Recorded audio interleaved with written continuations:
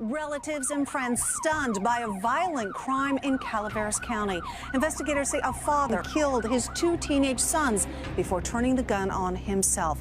Investigators also believe their own father, Philip Marshall, shot them, the family dog, then turned the gun on himself. Philip Marshall was an author, but he was also a commercial airline pilot.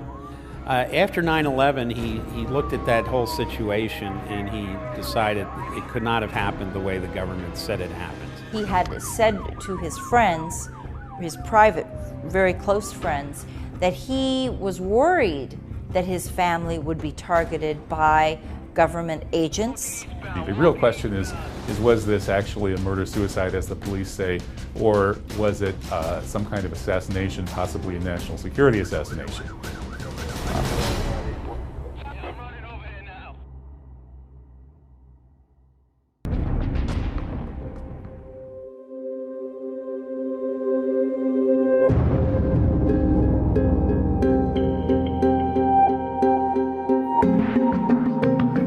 Philip Marshall was an author, but he was also a commercial airline pilot. He flew contract missions for the Central Intelligence Agency, and this was in the early 80s, and he was involved in the what was called the Iran-Contra scandal. He, for example, flew one of the principals in that whole episode, a guy named Barry Seal. After Barry Seal lost his own license to fly, Phil Marshall would fly him on missions for the Drug Enforcement Administration and the Central Intelligence Agency. Barry Seal was assassinated in a gangland-style hit in 1986 in Baton Rouge, Louisiana, right before he was going to testify about other people involved in Iran-Contra.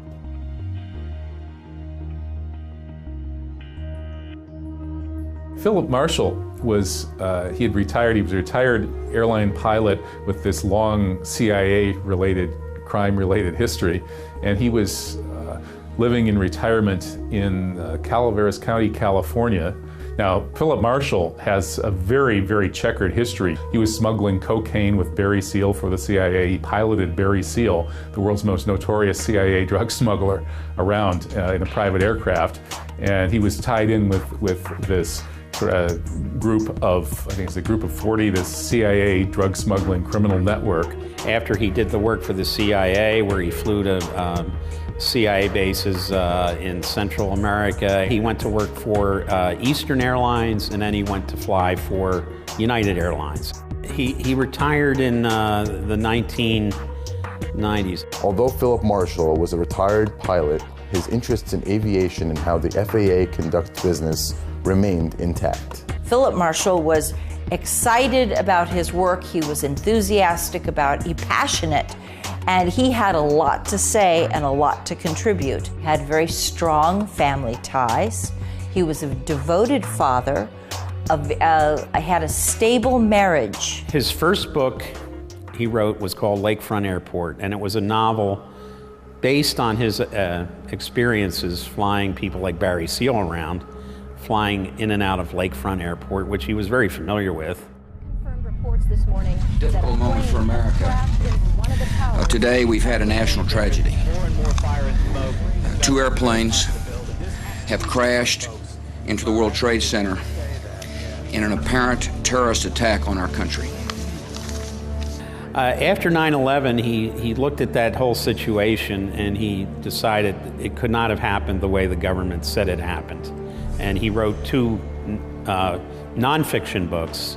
The last one called The Big Bamboozle, about how basically this scenario that was explained by the 9/11 Commission could have never taken place. That he, as a pilot, and he did fly some of the planes that went into the World Trade Center. So he flew the 767, 757. So he was very familiar with these two aircraft, and he just looked at this as a pilot. His time as a pilot and the author of two previous books raised speculation that Philip Marshall might have discovered new information on 9/11 that encouraged him to start writing a third book. If you look at the first book, he maintained that the aircraft were piloted by the alleged hijackers, Mohammed Atta and the others. His third book, he may have been veering away from that theory, and the reason why is I attended Phil Marshall's memorial, and one of the things I found out from a family member was, my question was, can you tell me what he was looking at? What was the third book about? And the individual who told me actually works in government law enforcement, relative. And this individual told me, you want to look where my relative was looking. You want to look at the Marana. Actually, you want to look at Marana, Arizona. Marana, Arizona is the location of the Pinal Air Park. Pinal Air Park hosts Evergreen Aviation. Evergreen Aviation is a well-known CIA front activity. I think his books were like a series. As he would find out more and more information, obviously some people were reading his books, and he was being contacted by a lot of people who knew information. And every time he got more and more information, it seems like he would publish a new book. So he was working on yet a third book about 9/11. And we don't know what that book was going to be about. However, for one thing, his computer is still missing. It was, the police confiscated his computer. And the last I heard, it was in the Department of Justice Technical Laboratory in Sacramento. He looked at this as a pilot and just, again, questioned how the planes could have been commandeered and how the military failed to respond according to their own regulations and operational orders. And so it was basically the Big Bamboozle was what the American people were told they were lied to. The questions that Phil Marshall raised were, for example, how could the entire North American air defense structure and the Federal Aviation Administration manage to collapse in a period of, just less than an hour, really, on 9/11, even less than that, less time than that. So he looked at that and said, how could this have happened unless there was some sort of collusion at the top? And his questions were questions asked by many others, but very few people who asked those questions had the kind of background that Phil Marshall had.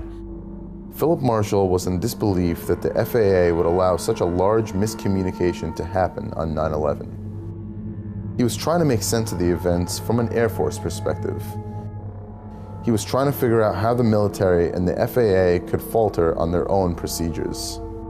Philip Marshall's version of 9/11 is a little different from mine. Philip Marshall's version is something along the lines of what we call a lie-hop version, let it happen on purpose. That is, Philip Marshall accepts that there was a sort of radical Muslim Arab plot to attack the Twin Towers and the Pentagon, and that the role of the US authorities was just to get out of the way and let it happen. That is, let it happen on purpose. And I, of course, am more with the MIHOP camp, the made it happen on purpose camp. That is, we believe that there was no such radical Arab Muslim plot, that to the extent that there was, that it was actually part of a national security false flag operation. I think that Marshall's version is perhaps a little easier to swallow for people who accept the standard picture of events in the media.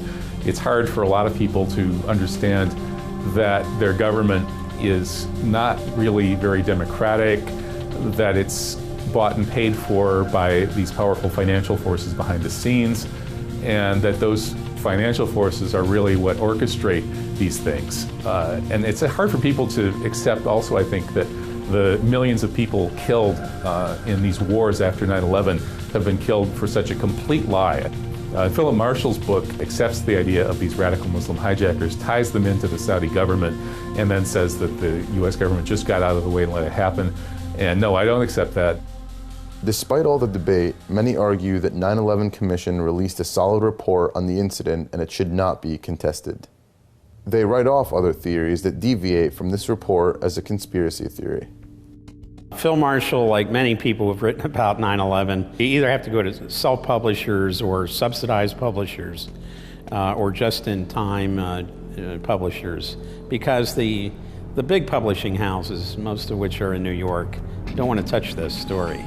They're more apt to write to publish books that substantiate and support the 9/11 Commission findings, maybe with a few disagreements, but not to suggest in any way, shape, or form that the government, the U.S. government, had any advanced knowledge of 9/11. That just doesn't usually make it through the process. The mainstream world will not allow for any story besides the official story to be taken as the truth for 9/11. So how did those who dig too deep, trying to make sense of this tragic event, fit into society? The way the media portrayed the official story of Philip Marshall's domestic murder-suicide raised a lot of questions to those who were familiar with his work. As an investigative journalist, Wayne Madison looks into it. Immediately when I got to Calaveras County, I actually walked around his house and looked in the windows. And this is probably about a week or so after his death, week and a half maybe. And first thing I noticed were a bunch of empty banker's boxes at his front door. The house had been basically cleaned out. The banker boxes were interesting because either they were left over from hauling some files out, or they were brought there and they said, well, we've got all our files, we'll leave these there. Or there were files in those boxes that had been removed. The computer had been ripped out of the wall, so the wires were still there, but it had been, you could see where it had been yanked from the cable. He allegedly killed himself and his children on the evening of January 31st. His children did not show up for school the next day, which was a Friday. It was a school day. Their friends got a little concerned because, kids their age, they were teenagers after all. Saturday morning, and that was February the 2nd, the children came to the house. The door was open, unlocked. Phil Marshall had always told friends that with what he was writing, he had to be careful for personal safety. He always locked his door. The neighbor walked in, saw Phil Marshall lying on the floor on his back with a bullet hole which had bled profusely on the left side of his head. And this is very interesting because Phil Marshall was right-handed. The gun was lying underneath Phil's body. His son and his daughter were found shot on like a sofa, which was a U-shaped sofa, and they would, one was on one long part of the U, and opposite on the other part was the other child. The pet dog, which was a Shih Tzu, which was a little white yappy dog, was found dead, shot to death in the bedroom. Now, a lot of people wondered, even say you were going to kill yourself and your kids, why the dog?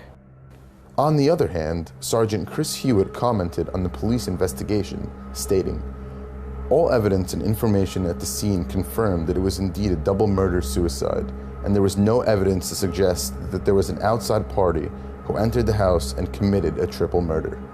The Sheriff's Department made the same conclusion. the question of whether Philip Marshall's death is a conspiracy theory or not is really kind of the wrong terminology. The real question is was this actually a murder-suicide, as the police say, or was it some kind of assassination, possibly a national security assassination? Given that background, and then given that Philip Marshall wrote a book arguing that 9/11 was a false flag operation, it certainly makes you wonder whether he may have been killed to try to cover something up, to prevent information that he had from coming to light, or something of that nature. The thing to understand is that in a murder-suicide, usually, in all cases, in a true murder-suicide, a husband is leaving his wife and wants to destroy the children and destroy any evidence of their marriage. Philip Marshall had a very strong marriage, and he had said to his friends, his private, very close friends, and also to some members of the 9/11 community, that he was worried that his family would be targeted by government agents and might face repercussions for his own activism and his outspoken opposition and challenging the official story on 9/11. So he had spoken about his fear for his family at this time. Usually in a murder-suicide where the dog is also killed, it's because there's a single parent who feels the children and family pet will have no one to care for them after the adult is gone. So they kill the entire family in despair. There is nothing about Philip Marshall as a man that fits the profile of a murder-suicide. This is not something that anyone believes who knows him. This brings about speculation on Philip Marshall's case possibly being an FBI cover-up. Was he in the midst of researching information that could have embarrassed the US government, or discovered something the federal government didn't want exposed? Philip Marshall raised concerns to his family members that he might be a target because of his work. Would his sudden death raise questions to his family members?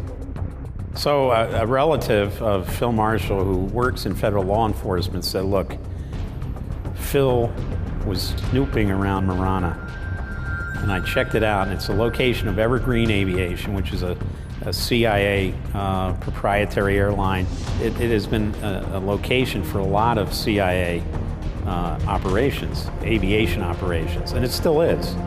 And Special Forces, U.S. Special Forces train there. They do paratroop training and other special operations there. But Marana may not be familiar to many people, but anyone who's driven by Marana eventually can look out over a field, a huge airfield. However, when I realize what Marana is, there can be only one explanation why Phil Marshall was interested in Marana, and the reason is that, and if this was the subject of his next book, it would have been a blockbuster. It could have explained all the anomalies about 9/11, that the planes that hit the Trade Center were actually recommissioned civilian aircraft, 757s, 767s, from the Marana airfield, where they are stored. The only explanation is that Phil Marshall was tipped off by somebody on the inside. He had been contacted by some old veterans of the Iran-Contra affair, Central Intelligence Agency people. So, the next book and what the government would have killed him for was that Phil Marshall had obtained some information that the aircraft used on 9/11 were not those regularly scheduled commercial planes, American and United. People who doubt the official story of 9/11 suggest that Philip Marshall was murdered because of his 9/11 related novels. They believe Marshall was exposing certain information that was kept secret from the public. I don't know whether Marshall was murdered. You know, I'm not even 100% certain that he was murdered at all. I mean, it's possible the police version could conceivably be true. Wayne Madsen, who I trust, says that he's 100% sure that the police version is wrong. But I haven't studied it enough to really know. But As far as likely motives for this being a professional hit, which is what I think it probably was, would include a lot of things other than 9/11. I don't think he was murdered just because he wrote a book on 9/11. A lot of us have written books on 9/11. There are many, many dozens. There are probably actually well over 100 pretty solid books discussing various aspects of the 9/11 inside job by now. And nobody has been running around murdering authors of 9/11 books. So no, I don't think that was the reason.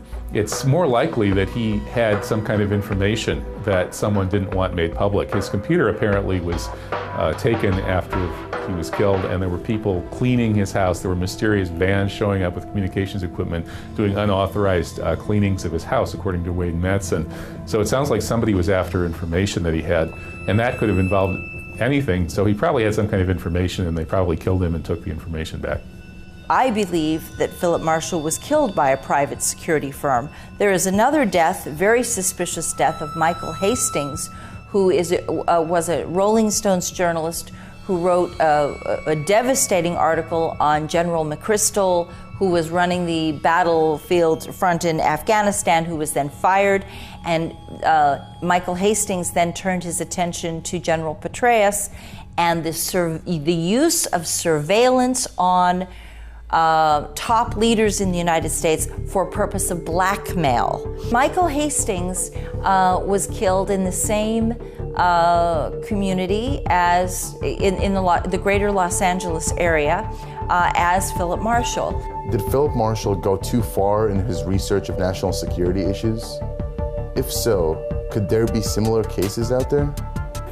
Phil Marshall is not the only person who has had an interest in U.S. covert operations, 9/11, who has died suspiciously. He's one of many, unfortunately, and in every single one of these cases, proper police investigation techniques are overlooked. There's inadequate forensics. Why was the crime scene cleaned before the investigation was complete? What happened to Phil Marshall's computer? Who has it now? What information was on it? Who were the people who went to the premises after the professional cleaners showed up in the unmarked SUVs? What agencies did they represent? Were there federal government agents present? What is going on at Marana Airfield? What did Phil Marshall stumble across at Marana Airfield at Pinal Air Park that could have gotten him have a death sentence put on his head? Why the kids? These are things that anybody would ask. Could 9/11 whistleblowers' lives be in danger? The authorities in this country do not run around just killing anybody who does 9/11 truth work. They have other ways of dealing with us. They do character assassinations. They assassinate our reputations and keep us from making a living. They marginalize us. They have all kinds of strategies for harassing us, but thank goodness they, for the most part, don't kill us. So unless somebody hands me an envelope full of information that somebody really doesn't want me to put out, and that hasn't happened yet, I don't think that I'm likely to meet that fate. At least I hope not. Well, I will tell you that, as you know, I was the second woman arrested on the Patriot Act, the second non-Arab American woman arrested on the Patriot Act. And there's a misconception in the United States that only foreigners are being targeted, and certainly mostly they are. However, what's happening increasingly is, especially with private security firms, are tasked to police the community with no judicial supervision at all. And they are taking it upon themselves to punish, to hand out punishments which are outside the policy barriers. I think we need to pursue this case and pursue the truth in all cases like it, where it appears that somebody who had become a whistleblower, which Philip Marshall apparently had become towards the end of his life, is killed, and especially when family members are killed too. This is a bad enough crime that I think that we need to get at the truth. We owe that truth to Philip Marshall and to his family, and to the country. And even if it were to turn out that it wasn't the federal authorities behind this, we need to know that. You know, it's just not right to be living in a country where the truth about these kinds of situations is just not available. If we don't have the truth, we can't have an informed populace, and we can't have anything remotely resembling democracy. So yeah, this is one of those cases where we need to tenaciously continue to pursue the truth. We may never know what really happened to Philip Marshall and his family that day. Many believe the sheriff department's conclusion, but others are convinced a third party is responsible. In this story of a young and happy family's shattered tragedy, Philip Marshall's case leaves more questions than answers. Similar to the mysterious deaths of fellow authors J.H. Hatfield, Gary Webb, and Hunter S. Thompson.